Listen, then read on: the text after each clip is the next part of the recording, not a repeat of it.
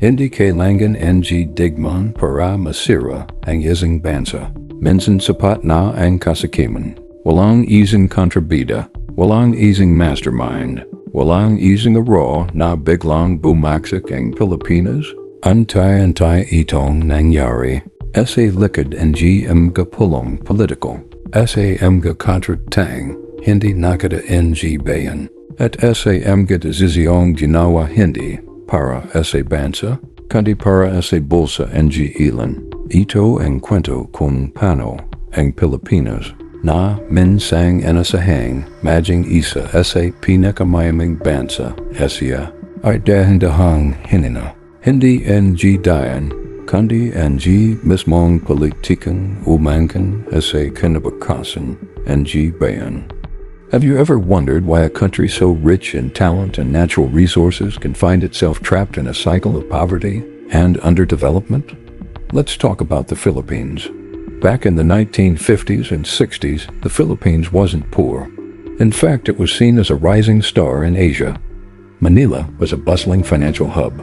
Filipinos had some of the highest English literacy rates in the region. The economy was strong, with agriculture and manufacturing showing real promise. The Philippine peso was nearly on par with the US dollar. Many foreign analysts predicted it would become one of Asia's richest nations. But potential is just potential, especially when leadership has other priorities. While its neighbors, Japan, South Korea, Singapore, were busy rebuilding, investing in education, and industrializing, the Philippines took a different turn. A new business emerged, one more profitable than any other: politics. In most countries, politics is about public service. But in the Philippines, it slowly transformed into a game of return on investment. Business groups would fund political campaigns, not out of civic duty, but to secure favorable government contracts later on. Powerful families formed alliances to protect their vast land holdings. Public funds started being treated like a private bank account. Roads weren't built where they were most needed, but where they could harvest the most votes. Schools and clinics were often left unfinished because once a project is completed, the budget requests stop. The logic was cold and simple. If the state is paying for everything, why use your own money? In the end, progress came with a price tag. The more the people needed it, the less profitable it became for those in power to deliver it. As big money flooded into elections, family names became political brands, governorships weren't won, they were inherited. Congressional seats turned into family heirlooms. City halls became local kingdoms. By the 1980s and 90s, the Philippines had more political dynasties than almost any other democracy of its size. Now, this doesn't mean every political family was corrupt, but it created a system where public office wasn't earned through merit, but passed down like property. And with inheritance came expectation.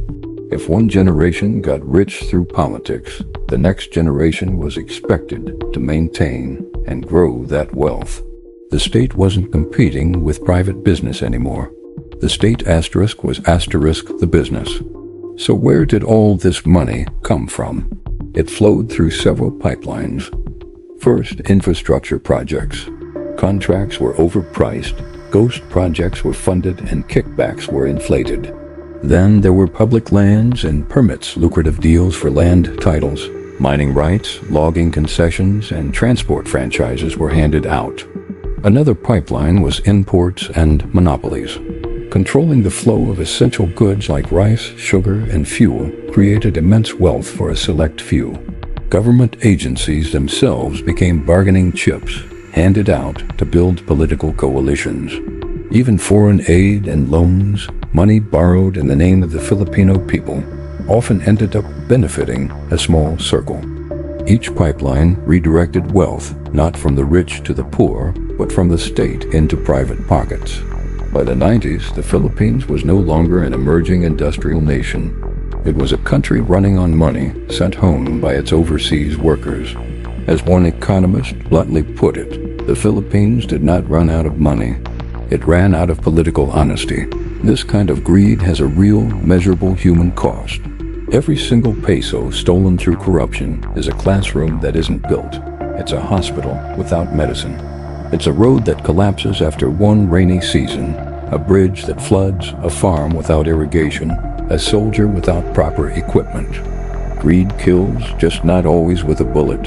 It kills slowly through bad infrastructure, poverty, unemployment, and the crushing despair that forces talented people to leave. By the 2000s, millions of skilled Filipinos, nurses, engineers, teachers, architects left the country. They didn't leave because they wanted to. They left because it was the only path to a real opportunity. The Philippines became one of the world's largest exporters of human labor. This wasn't a failure of the Filipino people. It was a failure of its politics. When a country's brightest minds leave, it loses more than just labor. It's a brain drain, but it's also a heart drain. The nation loses future innovators, taxpayers who could fund public services, community leaders and reformers who could demand change. Instead, the economy became dependent on remittances, the money sent home from abroad. The country adapted to survive on money earned overseas instead of creating wealth at home. Economists have a term for this: externalized development. It is what happens when people are forced to leave because the system at home refuses to change for the better. If history teaches us one painful lesson, it's that the same problems keep returning because the underlying incentives never change. Greed isn't just a moral failing, it's a structural design flaw. When political power gives you direct access to wealth, elections stop being about service and start being about investment. Politics becomes a business, and serving the public becomes optional. And so the Philippines remains caught in a painful paradox. A country incredibly rich in people, but desperately poor in its politics. A nation of immense talent, held back by a system built to serve the few at the expense of the many. But the Philippines is not doomed. It is simply unfinished. In our next episode, we'll tackle the hardest question of all. Why do Filipinos tolerate broken politics, and how do you finally break the cycle? Subscribe and follow the series, because history without understanding is doomed only to repeat. Thanks for watching.